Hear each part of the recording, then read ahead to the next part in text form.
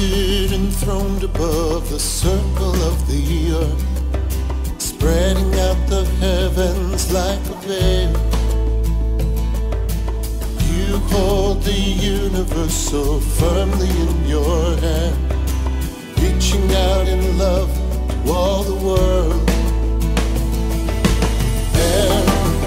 And you're Most High God, holy is your name. And you're Most High God,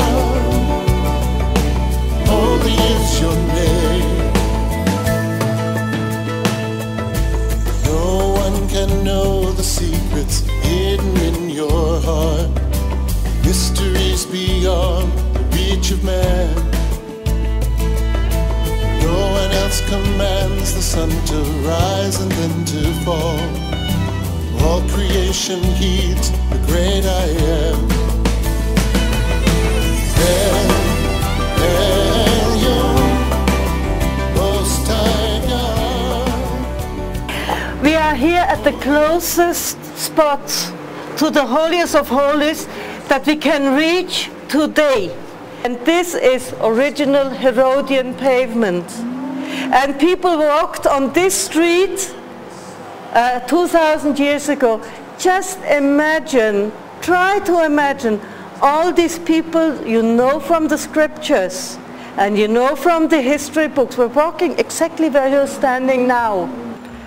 Some of the steps that you are on here are reconstructed like these, but the ones down below and the one up here in the corner are real. I mean they're all real stones, but from 2,000 years ago, from the 1st century. So they would nail their victims through the hands and through the ankle bones to a cross, sometimes to a tree. Do you feel? And 5 times in the New Testament it says that Jesus was nailed to the tree. And sometimes it was literally a tree. And sometimes even to a post. The Romans didn't mind. And this was the death the Lord Jesus died for you and me. So many things about the tomb of Jesus. You find the tomb here. At the time of the crucifixion, the Bible says there was an earthquake and the rocks split. In the rocks there are splits all over. Across the front of the tomb you can see there is a stone channel, and it would have a very large rolling stone, so that when the body is put in the tomb, the stone is rolled across the entrance and sealed. So many things about this tomb match the description of the tomb of Jesus in the Bible. It tells us that the tomb of Jesus was cut out of rock. Please notice when you go in that this tomb is cut out of rock. It's not a cave. Somebody's had a hammer and a chisel and they've cut it out and they've made it. Monastery up in the hill, hanging in the cliff, is called Carentel, which means 40, and it remembers the 40 days and 40 nights that Jesus spent in the desert. And this is cover number 1. Remember, they covered the building or the tent with 4 covers. Part of cover number 1, you see it from here with the 4 colors. It goes roof and sides. And this makes me to remember 2 things. Every time I look at this at the ceiling, I remember 2 things. I remember the prayer shawl the Jewish use to cover the head to pray. Talit in Hebrew. It's like I'm under the protection of God, under the talit of God. And I remember the story of Talitha Kumi in the New Testament. Remember? The little girl died.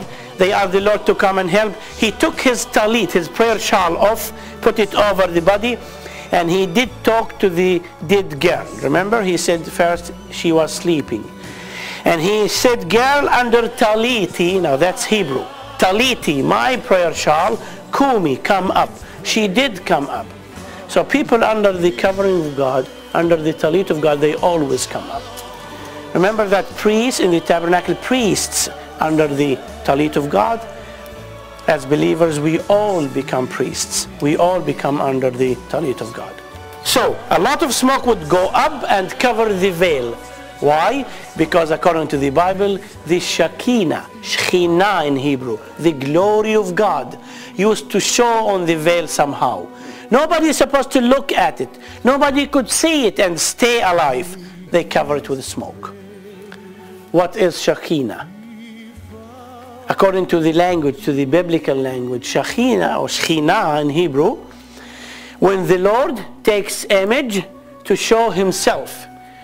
Remember, as fire, or or the burning bush, or pillar of smoke, or fire, or cloud, and as Jesus Christ as a human. That's Shekinah.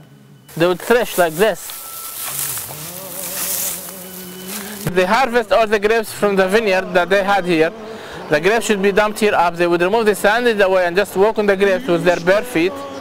They crush the grapes, and then the juice flows down through this channel to be collected down into the vat. Then they collect all the juice into their jars and take them to their houses. They can drink it as a juice or ferment it into wine. And if you truly want to pray for this country, you have to come here, like you did. You came here. Why? You want to see what it's all about. So many times in intercession, it's not a passive thing where you sit in one place and you just pray. You do something. You act out what you want to intercede. So God will, if He calling you to intercession, will show you certain acts of intercession. Moses, to me, is one of the greatest intercessors for many, many reasons. But like you said, he fell on his face before God and asked for God to have mercy on these people. Because they were stiff-necked people, they were disobedient many times. But because of Moses' intercession, God was faithful to these people. And in the book of Hebrews in chapter 11, we have many examples of acts of intercession.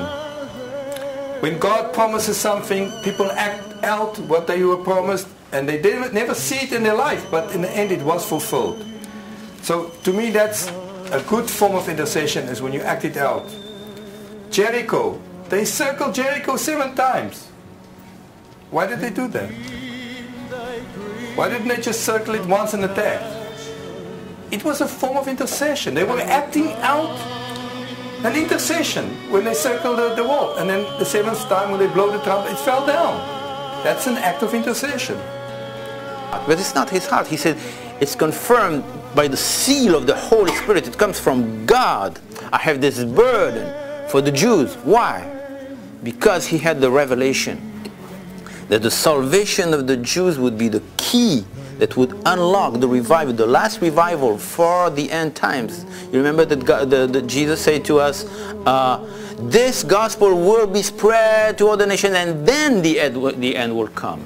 But Paul knew that there would not be any end, there would not be any gospel spread for the end to come unless the Jews are saved. And this is what the majority of the churches miss today, with replacement theology and all this nonsense. You know, if this is a mystery that we have here, and this is a key that Paul unveils to us here, of course the enemy is going to attack it.